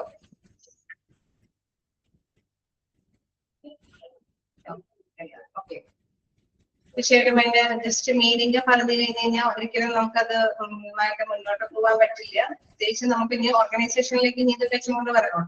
ഇതൊക്കെ ജസ്റ്റ് നിങ്ങൾ അറിയാൻ വേണ്ടിയിട്ടുള്ള കാര്യങ്ങളാണ് നമ്മൾ കൊണ്ടുവന്നത്. ഇനി ഒരു പർട്ടിക്കുലർ സിറ്റുവേഷൻസിൽ ഒരുപാട് എംപ്ലോയീസ് ഉണ്ട്. സോ അവരുമായിട്ട് കമ്പാരിസൺ നടത്തി നമ്മൾ കുറച്ച് കാര്യങ്ങൾ മനസ്സിലാക്കേണ്ടതുണ്ട്. The affective component of an attitude reflects feelings and emotions. തീർച്ചയായിട്ടും നമുക്കറിയാം അഫക്റ്റീവ് കമ്പോണന്റില് ഫീലിങ്സ് ഇമോഷൻസ് നമ്മൾ പ്രകടമാക്കും. That an individual has towards സിറ്റുവേഷൻസിലാണ് നമ്മൾ അത് പ്രകടമാക്കുന്നത്. The cognitive element of an attitude is dependent from a knowledge that an individual has about a situation. അല്ലെ? ഓരോ സിറ്റുവേഷൻസിലും തീർച്ചയായിട്ടും നമ്മുടെ reaction, നമ്മുടെ ഫീലിങ്സ് പ്രകടമാക്കും എന്നുള്ളത് പ്രധാനപ്പെട്ടതാണ്. ഈ പ്രകടമാക്കുന്ന ഫീലിങ്സ് തീർച്ചയായിട്ടും നോളജിന്റെ ബേസിൽ വരുമ്പോഴാണ് അത് കൊഗ്നിറ്റീവ് എലമെന്റ് ആയിട്ട് വരുന്നത്. ഈ കൊഗ്നിറ്റീവ് എലമെന്റ് നമുക്കറിയാം, നോളജ് ഉണ്ട് എങ്കിൽ തീർച്ചയായിട്ടും നമുക്കറിയാം എങ്ങനെയായിരിക്കും പ്രകടമാക്കുന്നത്. Finally the intentional component of an attitude reflects how an individual expects to behave towards or in this situation. ചിലപ്പോ അറിവില്ലാത്തവരാണ് എങ്കിൽ നെവർ മൈൻഡ്, അല്ലെ? അവരവരുടെ ഡ്യൂട്ടിയിലേക്ക് പോകും. ജസ്റ്റ് ആ ഒരു ഫീലിങ്സ് ഉണ്ടായ പൊതുവായിട്ടുള്ള ഒരു റിയാക്ഷൻ മാത്രം അവർ റിഫ്ലക്ട് ചെയ്യുള്ളൂ. അതേസമയം അറിയാവുന്ന ഒരു പേഴ്സൺ ആകുമ്പോൾ നമുക്കറിയാം നല്ല രീതിയിൽ തന്നെ അവർ റിയാക്ട് ചെയ്യും. ഒരുപക്ഷെ അവര് എന്താണ് ചെയ്യാൻ ഉദ്ദേശിച്ചത് അതിന് വരെ ബ്ലോക്ക് ചെയ്തിട്ട് അവർ അതിന്റെ കാര്യങ്ങളിലേക്ക് ഡീൽ ചെയ്തിട്ട് വരും. ഇവിടെയും ഒരു എക്സാമ്പിൾ കൊടുക്കുന്നുണ്ട്. For example, attitude towards a company that provides products inconsistently and of a low quality could be described as follows. Okay, ഇവിടെ ഒരു ക്വാളിറ്റി കുറഞ്ഞ, അല്ലെ, ലോ ക്വാളിറ്റി കുറഞ്ഞ ഒരു ഗുഡ്സ്, അതുമായി ബന്ധപ്പെട്ടുള്ള മനോഭാവത്തെയാണ് ഇവിടെ അളക്കുന്നത്. ഓക്കെ, നമ്മൾ പറഞ്ഞിരുന്നു വ്യക്തികളെ കുറിച്ചിട്ട് നമുക്ക് മനോഭാവമുണ്ട്, സ്ഥലങ്ങളെ കുറിച്ചിട്ട്, അല്ലെങ്കിൽ സ്ഥാപനങ്ങളെ കുറിച്ചിട്ട് നമുക്ക് മനോഭാവമുണ്ട്. അതേപോലെ തന്നെ ഇപ്പോൾ വസ്തു, അല്ലെ, ഒരു ഗുഡ്സ്, അത് എങ്ങനത്തെ ഗുഡ്സ് എന്നാ പറയുന്നത്? ഹൈ ക്വാളിറ്റി ഉള്ള ഗുഡ്സ് ആണോ? ലോ ക്വാളിറ്റി ഉള്ള ഒരു ഗുഡ്സിനെ കുറിച്ചിട്ടാണ് ഇവിടെ എലമെന്റ് ആക്കി വെച്ചിരിക്കുന്നത്. Okay, clear ആവുന്നില്ലേ?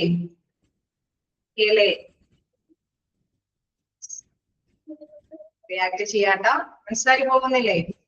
ഓക്കെ അല്ലേ? Yes, okay. അപ്പൊ നമ്മൾ ലോ ക്വാളിറ്റി ഉള്ള ഒരു ഗുഡ്സിനെ കുറിച്ചിട്ടാണ് നമ്മളുടെ മനോഭാവം ആക്കുന്നത്. I don't like that company. Affective component. Affective component ആയിട്ട് പറയാണ്, എനിക്ക് ഇഷ്ടമല്ല കമ്പനി. എന്തുകൊണ്ടാ അവൻ അങ്ങനെ ഇഷ്ടമല്ലാന്ന് തീർത്ത് പറയാൻ കാരണം ഉണ്ടാവുക? എന്തുകൊണ്ടായിരിക്കും അവൻ അങ്ങനെ ആ കമ്പനിയെ ഇഷ്ടമല്ല എന്ന് പറയാൻ കാരണം ഉണ്ടാവുക? എന്തെങ്കിലും കാര്യം ഉണ്ടാവില്ലേ? അതിനെ കുറിച്ചിട്ട് എന്തുണ്ടാവും? ഞാനിപ്പോ പറഞ്ഞ പോയിന്റ്സിൽ നിന്ന് നിങ്ങൾക്ക് പ്രതികരിക്കാൻ പറ്റില്ലേ?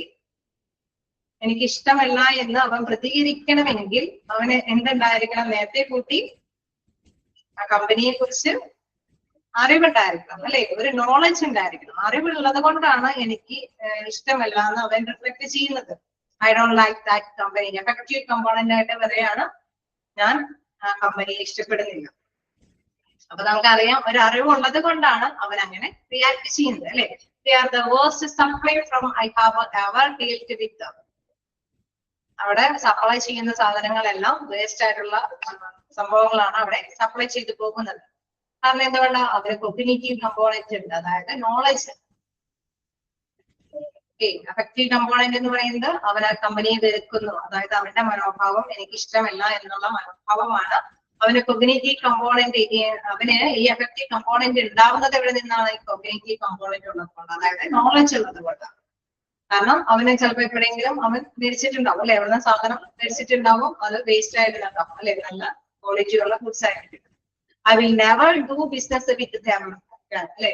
Intention component. അവൻ പറയാണ്, ഞാൻ ആ കമ്പനിയുമായിട്ട് യാതൊരു തരത്തിലും ഒരു ബന്ധം സ്ഥാപിക്കില്ല. എന്ന് വെച്ചാൽ അതുമായിട്ട് യാതൊരു തരത്തിലും ഡീൽ ചെയ്ത് പോകില്ല. കാരണം ഇന്റൻഷൻ, അവൻ റിയാക്ട് ചെയ്യാണ്, പ്രതികരിക്കുകയാണ്, പ്രവർത്തി. നമ്മൾ നേരത്തെ പറഞ്ഞു, ചിലത് അറിഞ്ഞിട്ടുണ്ടെങ്കിൽ അതിനോട് ചേർന്ന് അനുകമ്പ കാണിക്കേണ്ടതുള്ളത് കൊണ്ട് അവൻ അടുത്ത സ്റ്റെപ്പിലേക്ക് കടക്കുന്നു. ഇവിടെ വേണ്ട, എനിക്ക് ആ ക്വാളിറ്റിയുള്ള ഗുഡ്സ് അല്ലാത്തത് കൊണ്ട് ഞാൻ അതുകൊണ്ട് ഇഷ്ടപ്പെടുന്നില്ല, അതുമായിട്ട് യാതൊരു തരത്തിലുള്ള ബന്ധം, അല്ലെ? അവിടെ പ്രവർത്തനത്തിലേക്ക് വരുമ്പോൾ, ഇന്റൻഷനിലേക്ക് വരുമ്പോൾ എന്താണ്? യാതൊരു തരത്തിലുള്ള ബന്ധവും അവിടെ സ്ഥാപിക്കുന്നില്ല. അപ്പൊ ലോ ക്വാളിറ്റി ഉള്ള ഗുഡ്സുമായിട്ടുള്ള ഒരു മനോഭാവമാണ്. അതേസമയം നമുക്കറിയാം ചിലപ്പോ ആ ഗുഡ്സ് അറിവില്ലാത്തവനാണെങ്കിൽ പോയി മേടിച്ചിട്ടുണ്ടാവും, അല്ലേ? ചിലപ്പോ അവൻ മേടിച്ച സാധനം ചിലപ്പോ നല്ലതായിരിക്കും. അപ്പൊ അവന്റെ റിയാക്ഷൻ എന്തായിരിക്കും? അവൻ എന്തായിരിക്കും പറയുന്നത്? അഫക്റ്റീവ് കമ്പോണന്റ് ആയിട്ട് പറയുന്നത് ഐ ലൈക്ക് ദ കമ്പനി എന്നായിരിക്കും. കാരണം എന്തുകൊണ്ടാ? കൊഗ്നിറ്റീവ് കമ്പോണന്റ് ആയിട്ട് വരുന്നത് അവന് ഗുഡ്സ് ആണ് കിട്ടിയിരിക്കുന്നത്, അല്ലെ? അപ്പൊ പർച്ചേസ് ചെയ്തപ്പോ ഗുഡ് കമ്മോഡിറ്റി, അല്ലെ? അല്ലെങ്കിൽ ഗുഡ്സ് ആണ് അവൻ പർച്ചേസ് ചെയ്തിരിക്കുന്നത്. സോ കൊഗ്നിറ്റീവ് കമ്പോണന്റിൽ അവൻ ആ നോളജ് കീപ്പ് ചെയ്യുന്നത് കൊണ്ടാണ് ഐ ലൈക്ക് ദ കമ്പനി എന്ന് അഫക്റ്റീവ് കമ്പോണന്റ് ആയിട്ട് വരുന്നത്. ഇവിടെ ലോ ക്വാളിറ്റി ഉള്ള ഗുഡ്സുമായിട്ടുള്ള കാര്യമാണ് നമ്മളിവിടെ പറയുന്നത്. സോ അവൻ അറിവുണ്ട് അവനത്തെ ഗുഡ്സ് മോശമാണെന്ന്. സോ അവൻ അഫക്റ്റീവ് കമ്പോണന്റ് ആയിട്ട് പറയുന്നത് I don't like the company എന്നാണ്. ദെൻ അവൻ ആ ഒരു വ്യാപാര ബന്ധവുമായിട്ട് അല്ലെങ്കിൽ വ്യാപാര സ്ഥാനവുമായിട്ട് യാതൊരു ബന്ധവും സ്ഥാപിക്കുന്നില്ല. ഇങ്ങനെ നല്ല ഒരു റിയാക്ഷൻ ഉള്ള ഒരു കസ്റ്റമർ ആണെങ്കിൽ I like the company effective component, then അവൻ നല്ല രീതിയിൽ ഡീൽ ചെയ്യുന്ന ഒരു കമ്പനറ്റീവ് കമ്പോണന്റ് ആയിട്ട് വരുന്നു. അങ്ങനെയാണെങ്കിൽ എന്തായിരിക്കും ഇവിടെ ബിസിനസ്സുമായിട്ട് ബന്ധപ്പെട്ട് പോകാനായിട്ടായിരിക്കും ഇവൻ ഇന്റൻഷൻ കമ്പോണന്റ് ആയിട്ട് കൊണ്ടുവരുന്നത്. അതായത് പിന്നീടും അവർ ആ ബന്ധം സ്ഥാപിച്ചു കൊടുക്കാൻ മുന്നോട്ട്. ക്ലിയർ ആയോ? ഓക്കെ ആണോ? ഈ എക്സാമ്പിൾ ഓക്കെ ആണോ?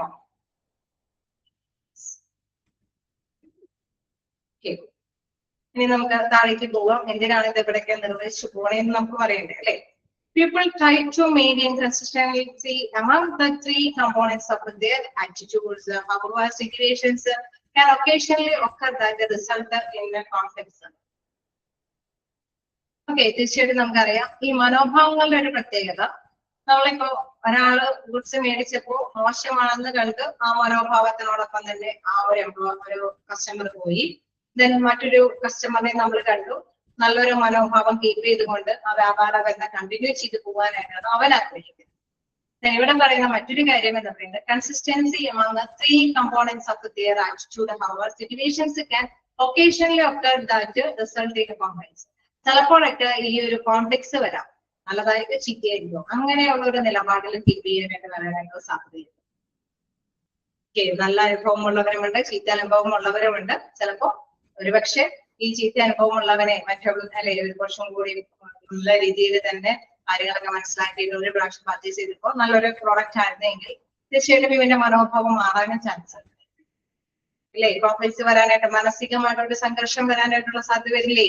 അങ്ങനെ വരുമ്പോൾ ഉണ്ട്. കാരണം ഒരു പ്രാവശ്യം മേടിച്ചപ്പോൾ മോശമായിരുന്നെങ്കിലും പിന്നീട് മറ്റുള്ളവരെ സപ്പോർട്ടോട് കൂടിയിട്ട് മേടിച്ചപ്പോൾ നല്ല ഗുഡ്സ് ആണെങ്കിൽ അവരുടെ മനോഭാവത്തിൽ മാറ്റം വരാൻ സാധ്യതയുണ്ട് അല്ലെ? ഒരു കോൺഫ്ലിക്ട്സ് മാനസികമായിട്ടുള്ള ഒരു തർക്കം വരാനായിട്ടുള്ള സാധ്യതയുണ്ട്. The conflict that individuals may experience among their own attitude is called cognitive dissonance. ഇങ്ങനെയുള്ള ഈ മാനസിക തർക്കങ്ങൾ അല്ലെ സ്വന്തം ആറ്റിറ്റ്യൂഡിൽ വരുന്ന ഈ പറഞ്ഞ എക്സ്പീരിയൻസിൽ വരുന്ന മാറ്റങ്ങൾ കൊണ്ടാണ് അവന്റെ മാനസികമായിട്ടുള്ള ഒരു തീരുമാനത്തിൽ മാറ്റങ്ങൾ. അതിനെ പറയുന്ന പേരാണ് കോഗ്നിറ്റീവ് ഡിസോണൻസ്. ഓക്കെ, ക്ലിയർ ആണോ? ഓക്കെ ആണോ? അപ്പൊ എന്താണ് കോഗ്നിറ്റീവ് ഡിസോണൻസ് എന്ന് ചോദിച്ചാൽ അവിടെ വെച്ചേക്കാം. അതായത് the conflict that individuals may experience among their own attitude. സ്വന്തം മനോഭാവത്തിൽ തന്നെ വ്യത്യസ്ത അനുഭവങ്ങൾ അവന് വരുമ്പോഴുണ്ടാകുന്ന മാനസിക സംഘർഷത്തിനെയാണ് കോഗ്നിറ്റീവ് ഡിസോണൻസ് എന്ന് പറയുന്നത്. ഓക്കെ, ക്ലിയർ ആണോ?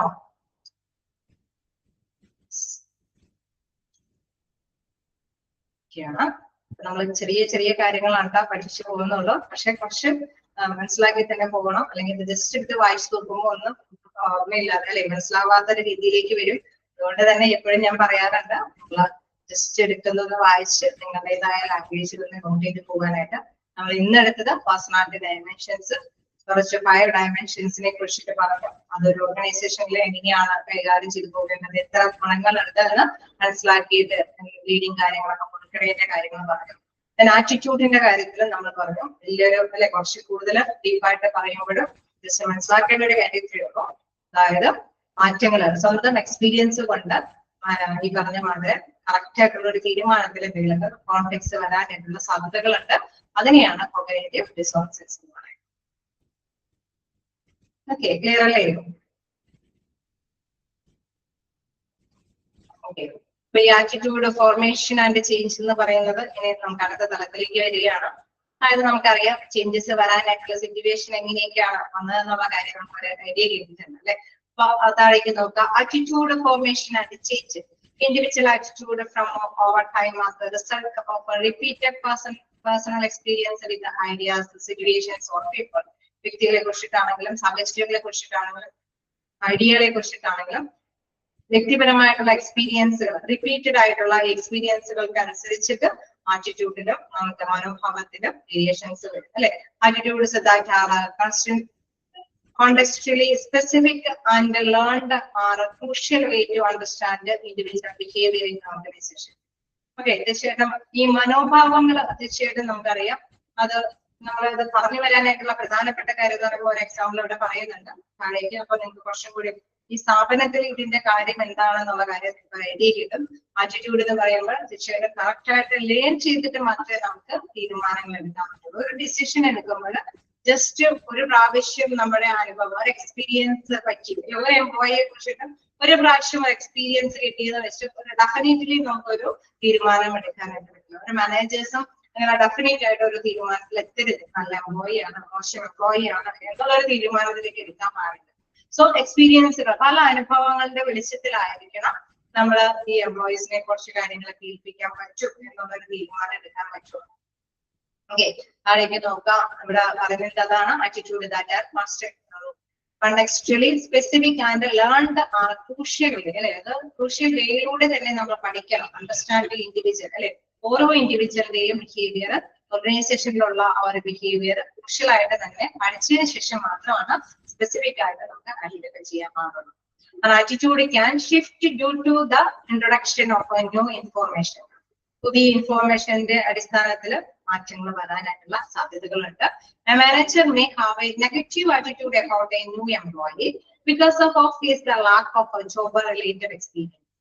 ഇപ്പൊ ഒരു മാനേജർ തീർച്ചയായിട്ടും ഒരു എംപ്ലോയിയെ കുറിച്ച് നോക്കുമ്പോൾ ഒരു അല്ലെ അവരുടെ മോശം പ്രകടനത്തിനെ വിലയിരുത്തിയിട്ട് എംപ്ലോയിയുടെ മനോഭാവം ഒരു നെഗറ്റീവ് ആയിട്ടുള്ള ഒരു മനോഭാവം ആ എംപ്ലോയി അതിനെ കൊണ്ട് വലിയ കാര്യമില്ല, നമുക്ക് അല്ലെ നല്ല രീതിയിൽ കുറെ കാര്യങ്ങളൊന്നും എത്തിച്ചു പോകാൻ പറ്റില്ല എന്നുള്ളൊരു മനോഭാവം ഒരു എക്സ്പീരിയൻസ് മാനേജേഴ്സ് ഒക്കെ ചിലപ്പോൾ എപ്പോഴും ആ ഒരു ഓഫീസിലൊക്കെ ഉണ്ടാവണം നിർബന്ധമില്ല, വല്ലപ്പോഴൊക്കെ അല്ലേ റയർ കേസുകളിലായിരിക്കും. സോ റയർ കേസിൽ ഇങ്ങനെ വരുമ്പോൾ അവരുടെ മോശം പ്രകടനം വിലയിരുത്തി കഴിയുമ്പോൾ അത് വലിയ നല്ല എംപ്ലോയി അല്ല, ഒരു ഗുഡ് ഇംപ്രഷൻ അല്ല അവരെ കുറിച്ചിട്ട് വരാനായിട്ടുള്ള സാഹചര്യങ്ങൾ മറ്റേ ടൈമിൽ മോശം എക്സ്പീരിയൻസ് ആയിരിക്കും അവർ കാഴ്ചവെക്കുന്നത്. After working with a new person, the manager may come to realize that he is actually very talented and subsequently may develop a more positive attitude towards it. Okay, കുറച്ചും കൂടി നമുക്കറിയാം മാനേജേഴ്സ് അവരോടൊപ്പം തന്നെ work ചെയ്തൊക്കെ പോകുമ്പോൾ അല്ലെ അവരോടൊപ്പം തന്നെ ക്രമാനുസൃതമായിട്ടൊക്കെ വർക്ക് ചെയ്ത് പോകുമ്പോൾ തീർച്ചയായിട്ടും നമുക്കറിയാം അവരുടെ ഈ പറഞ്ഞ മനോഭാവത്തിൽ വേരിയേഷൻസ് വരാം. കാരണം നന്നായിട്ട് വർക്ക് ചെയ്യുകയാണെങ്കിൽ അവരുടെ നെഗറ്റീവ് ആയിട്ടുള്ള മനോഭാവമായിരിക്കും പിന്നീട് ഉണ്ടാവുക, ആയിരിക്കുമോ? നെഗറ്റീവ് ആയിട്ടുള്ള മനോഭാവമായിരിക്കും പിന്നീട് ഉണ്ടാവുക. കുറച്ചു നാളും കൂടി ആ ഒരു എംപ്ലോയീസിന്റെ ഒപ്പം പോകുമ്പോൾ നല്ല ബെറ്റർ പെർഫോമൻസ് ആണ് കാഴ്ചവെക്കണമെങ്കിൽ നല്ല രീതിയിൽ തന്നെ വർക്ക് ചെയ്ത ഒരു എംപ്ലോയി ആണ് എങ്കിൽ തീർച്ചയായിട്ടും നെഗറ്റീവ് ആയിട്ടുള്ള മനോഭാവമായിരിക്കും ഉണ്ടാവുക പിന്നീട്. ആണോ? അല്ല, കാരണം ആ എക്സ്പീരിയൻസ് കൊണ്ട് മനസ്സിലാക്കാൻ സാധിച്ചു ഈ എംപ്ലോയി ഒക്കെ അല്ലെ. ഒരു അറ്റ് ടൈമിൽ ഒരിക്കലും ഒരു എംപ്ലോയി വിലയിരുത്തരുത്. അതാണ് ഈ ആറ്റിറ്റ്യൂഡ് കൊണ്ട് നമ്മൾ പറഞ്ഞു വന്ന് പോയത്. ഓക്കെ, ആറ്റിറ്റ്യൂഡിൽ അപ്പൊ കുറച്ച് എലമെന്റ്സ് ഉണ്ടെന്ന് നമ്മൾ പഠിച്ചു. കോഗ്നിറ്റീവ് എലമെന്റ്, ഇന്റൻഷൻ എലമെന്റ് ഒക്കെ ആയിട്ടുള്ള കുറച്ച് എലമെന്റ്സ് ഉണ്ടെന്ന് നമ്മൾ പഠിച്ചു. അപ്പൊ ജസ്റ്റ് മനസ്സിലാക്കേണ്ട ഒരു പ്രധാനപ്പെട്ട കാര്യം ഒരു സ്ഥാപനത്തില് തൊഴിലുടമ അല്ലെ അല്ലെങ്കിൽ മാനേജ്മെന്റ് ഡിസ്ട്രിക്ട് ലെവലിലുള്ളവരെ ഓരോ എംപ്ലോയീസിനെയൊക്കെ നമ്മൾ ഏതെങ്കിലും കാര്യങ്ങളിലൊക്കെ അവിടെ തീരുമാനത്തിലേക്ക് എത്തുമ്പോൾ ജസ്റ്റ് ഒറ്റ എക്സ്പീരിയൻസ് കൊണ്ട് നമ്മളെ വിലയിരുത്തൽ ഒരു ഡിസിഷൻ എടുക്കരുത്. മോശമാണ് എന്നുള്ള ഒരു ഡിസിഷൻ എടുക്കരുത്.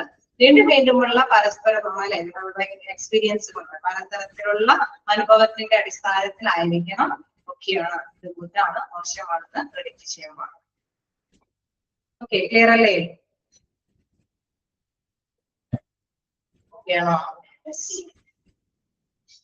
ഇപ്പൊ എലമെന്റ്സുകളൊക്കെ എന്തൊക്കെയാന്നൊക്കെ ചോദിക്കുമ്പോൾ ജസ്റ്റ് ഒന്ന് പഠിച്ചു വെക്കണം. ആ വേർഡ്സുകളൊന്നും മാറ്റി പോകാതെ.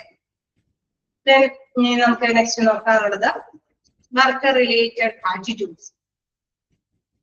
വർക്ക് റിലേറ്റഡ് ആറ്റിറ്റ്യൂഡ്സിലേക്ക് നോക്കുകയാണെങ്കിൽ നമുക്കറിയാം പലതരത്തിലുള്ള മനോഭാവങ്ങളുണ്ട് എന്നുള്ള കാര്യം നമ്മൾ ഡിസ്കസ് ചെയ്തു. നമുക്ക് ഇൻഡിവിജ്വൽസ് കുഴപ്പമില്ലല്ലോ, കണ്ടിന്യൂ ചെയ്ത് പോകാനോ വായിച്ചു നോക്കേണ്ടതുണ്ടോ? നോട്ട് ചെയ്യേണ്ടതുണ്ടോ? എന്തെങ്കിലുമൊക്കെ ചെയ്യണം. ചെയ്ത് പോവാം. എന്താണ് ഞാൻ ഇപ്പൊ ഈ സ്ക്രീനിലേക്ക് ആക്കിയൊക്കെയാണ്, കാരണം കഴിഞ്ഞ പ്രാവശ്യം ഇടയ്ക്കിടയ്ക്ക് നമ്മളെ പേജ് പ്രസന്റേഷൻ പോകും അല്ലെ. അപ്പൊ അതുകൊണ്ട് ഈ രീതിയിലാവുമ്പോഴും കുഴപ്പമില്ല, നിങ്ങൾക്ക് എപ്പോഴും പ്രസന്റേഷൻ അവൈലബിൾ ആയിരിക്കും. കുഴപ്പമില്ലല്ലോ ഈ രീതിയിലാവുമ്പോഴും അല്ലേ. പക്ഷെ നിങ്ങളുടെ മെസ്സേജ് കാണണമെങ്കിൽ നമുക്ക് ഈ രീതിയിൽ പോകണം. കഴ്സർ ചലിപ്പിക്കണമെങ്കിൽ അവിടേക്ക് പോകണം. നമുക്ക് വർക്ക് റിലേറ്റഡ് ആയിട്ടുള്ള ആറ്റിറ്റ്യൂഡിനെ കുറിച്ച് പരിചയപ്പെടാം. Individuals in an organisation hold attitudes towards various matters. Okay, നമുക്കറിയാം വ്യത്യസ്ത കാര്യങ്ങളിൽ അല്ലെ ഇവിടെ ആറ്റിറ്റ്യൂഡുമായി ബന്ധപ്പെട്ട് ഇൻഡിവിജ്വൽസിനെ നമ്മൾ മനസ്സിലാക്കേണ്ടതുണ്ട്. About their salary, promotion, possibilities, superior, fringe benefits, food in the canteen, uniform etcetera.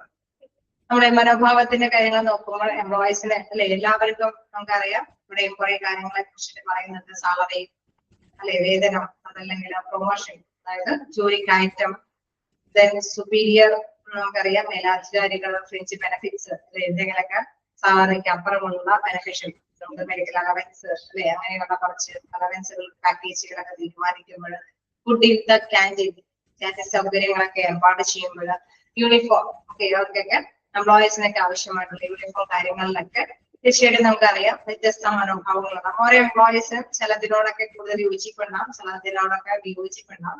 പക്ഷെ ഏറ്റവും കൂടുതൽ അവരുടെ നീഡ്സ്, ആഗ്രഹങ്ങൾ അല്ലെ, ഓരോ എംപ്ലോയീസിന്റെ ആവശ്യങ്ങൾ എന്താണെന്ന് കണ്ടറിഞ്ഞിട്ട് അതിനനുസരിച്ചിട്ടുള്ള സൗകര്യങ്ങൾ തൊഴിലുടമ പ്രദാനം ചെയ്യുമ്പോഴാണ് അവർ സാറ്റിസ്ഫൈഡ് ആവുന്നത്. സോ ഈ മനോഭാവങ്ങളിലൊക്കെ കൃത്യമായിട്ട് തന്നെ മനസ്സിലാക്കണം, അതിനനുസരിച്ചിട്ടാണ് നമുക്ക് പ്രൊവൈഡ് ചെയ്യുന്നത് അല്ലെ. നമ്മൾ നേരത്തെ പറഞ്ഞ പ്രൊമോഷൻ കാര്യങ്ങളൊക്കെ ചെയ്യുമ്പോൾ തീർച്ചയായിട്ടും ജസ്റ്റ് ഒരു വൺ ടൈം എക്സ്പീരിയൻസ് കൊണ്ട് അവൻ ഓക്കെയാണോ ഓക്കെ അല്ല എന്ന് തീരുമാനിക്കാൻ പാടില്ല. അവന് പലതരത്തിലുള്ള എക്സ്പീരിയൻസിൽ നിന്നാണ് പ്രൊമോഷൻ ചെയ്യാൻ പറ്റുമോ അല്ലെ, പറ്റുന്ന ഒരു എംപ്ലോയി ആണെന്നൊക്കെ തീരുമാനമെടുക്കാൻ പറ്റും. Okay, some important attitude are job satisfaction or dissatisfaction, organization commitment, job involvement. ഇവിടെ പ്രധാനപ്പെട്ട കുറച്ച് മനോഭാവങ്ങളുടെ അല്ലെ ആറ്റിറ്റ്യൂഡുമായി ബന്ധപ്പെട്ടുള്ള കാര്യങ്ങൾ പറയുന്നുണ്ട്. ഇമ്പോർട്ടന്റ് ആയിട്ടുള്ള ആറ്റിറ്റ്യൂഡ്സ് ആണ് എന്താണ്? Job satisfaction, dissatisfaction, organisation commitment and involvement.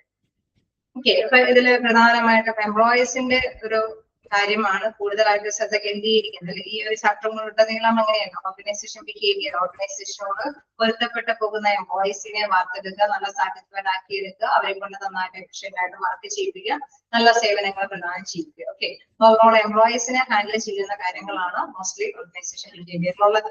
Okay, അപ്പൊ അങ്ങനെ വരുമ്പോൾ തീർച്ചയായിട്ടും നമുക്കറിയാം ഇതിൽ പ്രധാനമായിട്ടുള്ള ഇമ്പോർട്ടന്റ് ആയിട്ടുള്ള ആറ്റിറ്റ്യൂഡ്സുകളിൽ ഫസ്റ്റ് പറയുന്നത് ജോബ് സാറ്റിസ്ഫാക്ഷൻ ആണ്.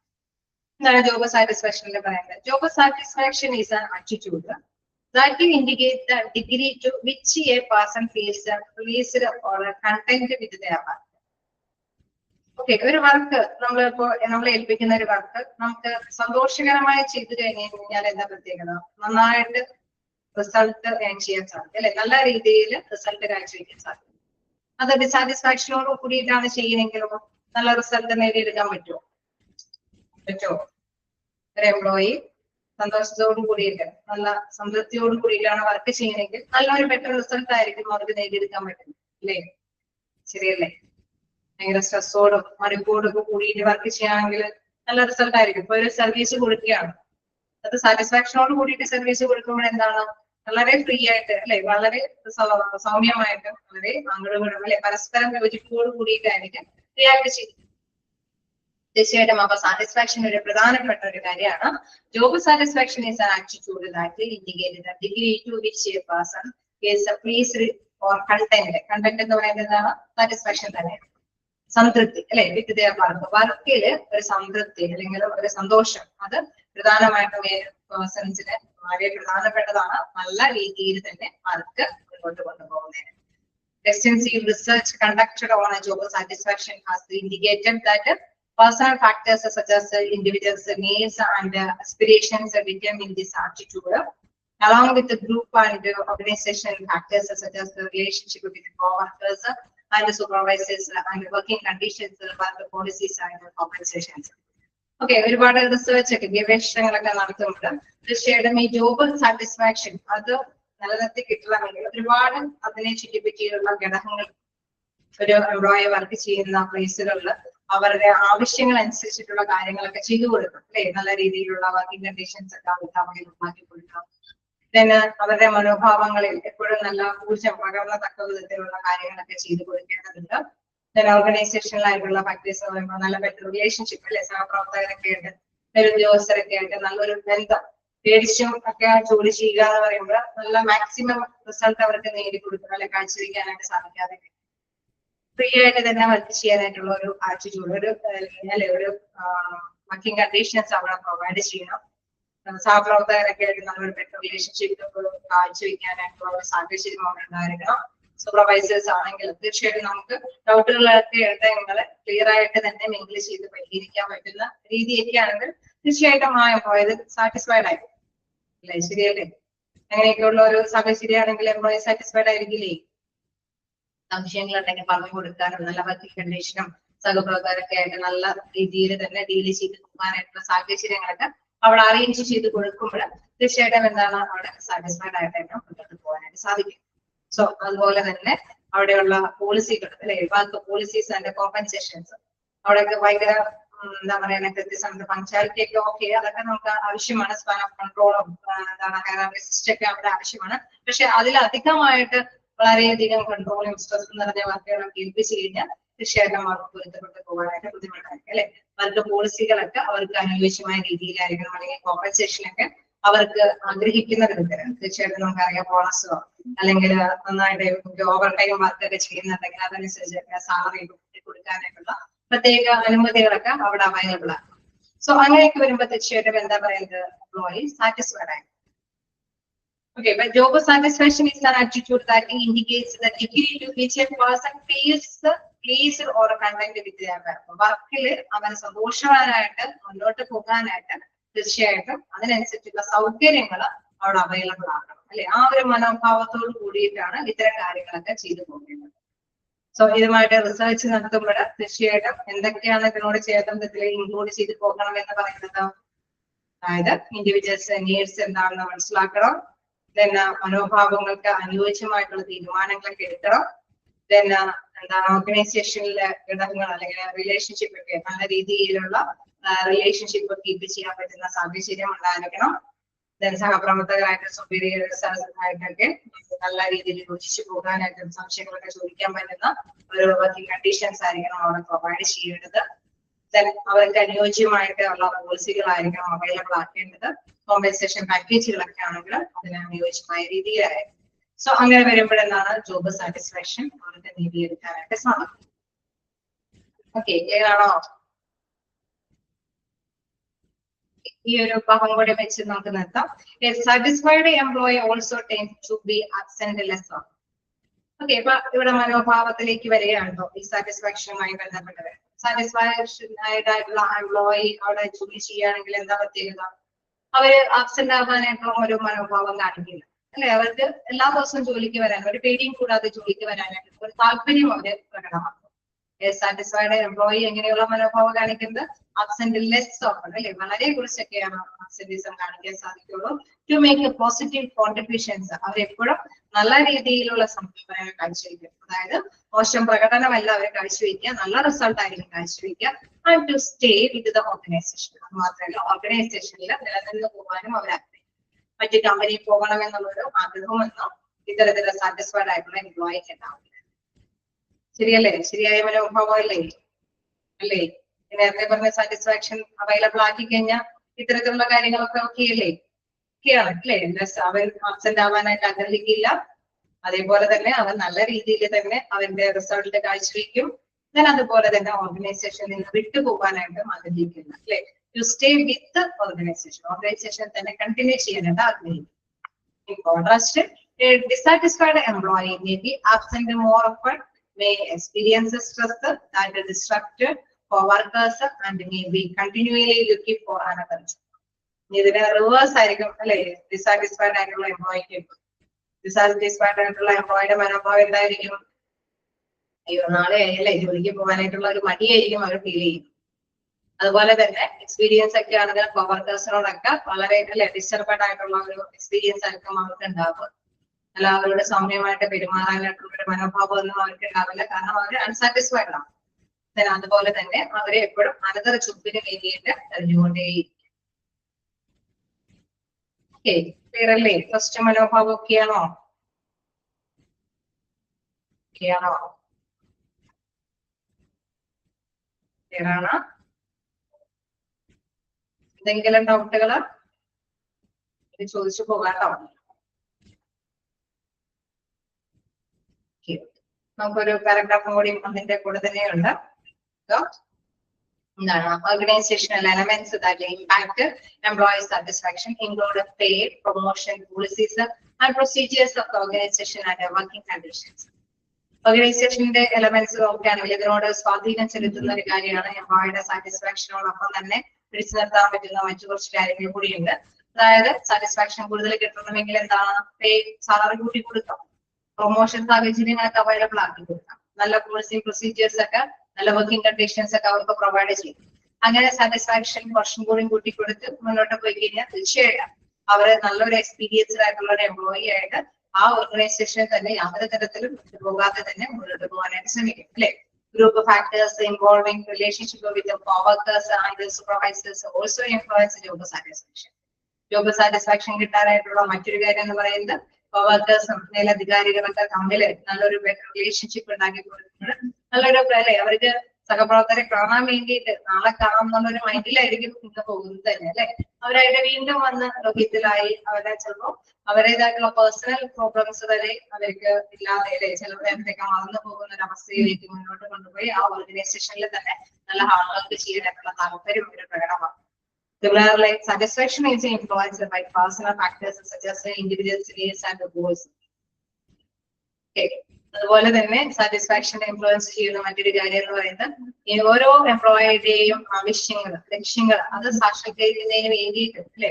തൊഴിലുടമയാണെങ്കിൽ തീർച്ചയായിട്ടും എന്തെങ്കിലും ബെനിഫിഷ്യൽ കാര്യങ്ങളൊക്കെ അവിടെ അവൈലബിൾ ആക്കി അവരോടായിട്ട് ഡിസ്കസ് ചെയ്യുക, അല്ലെ?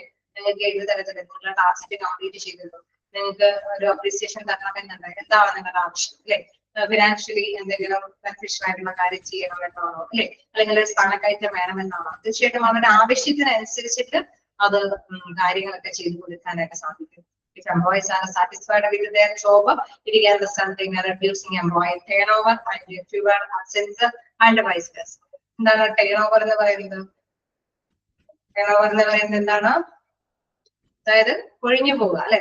ആ സ്ഥാപനത്തിൽ നിന്ന് അവരെ വിട്ടുപോകുന്നത് കുറവായിരിക്കും. നല്ല സാറ്റിസ്ഫൈഡ് ആയിട്ടുള്ള എംപ്ലോയി അവരിൽ നിന്ന് വിട്ടുപോകാൻ സാധിക്കുമോ? കണ്ടിന്യൂ ചെയ്യാനല്ലേ ആഗ്രഹിക്കുള്ളൂ. അതേപോലെ തന്നെ അവന് ആബ്സെൻസ് വരുത്തുന്നത് വളരെ റെയർ ആയിരിക്കും, അല്ലെ? അതല്ലാതെ അൺസാറ്റിസ്ഫൈഡ് ആണെങ്കിൽ ഇതിന്റെയൊക്കെ നേരെ ഓപ്പോസിറ്റുമായി. നേരത്തെ പറഞ്ഞ കാര്യം തന്നെയാണ് കുറച്ചും കൂടി ഇലാബറേറ്റ് ചെയ്ത് പറഞ്ഞിരിക്കുന്നത്. സാറ്റിസ്ഫൈഡ് ആയിട്ടുള്ള എംപ്ലോയീസിന് എന്തൊക്കെ കാര്യങ്ങൾ നേടിയെടുക്കാനായിട്ട് സാധിക്കും, അവരിൽ നിന്ന് എന്തൊക്കെ റിസൾട്ട് നമുക്ക് എഴുതി ചെയ്യാൻ സാധിക്കും, സ്ഥാപനത്തിനാണെങ്കിൽ നല്ലൊരു ബെറ്റർ റിസൾട്ട് എഴുതി ചെയ്യാൻ സാധിക്കും, അബ്സെന്റിസം ഇല്ലാതെ പോകാൻ സാധിക്കും, അവിടെ നിന്ന് വിട്ടുപോകും എന്നുള്ളൊരു പേടിയൊന്നും ഇല്ലാതെ തന്നെ അവരെ കൈകാര്യം ചെയ്യുവാനായിട്ടൊക്കെ സാധിക്കും. ഓക്കെ അല്ലേ? ക്ലിയറാണോ? ഓക്കെ. എന്തെങ്കിലും ഡൗട്ടുകള്?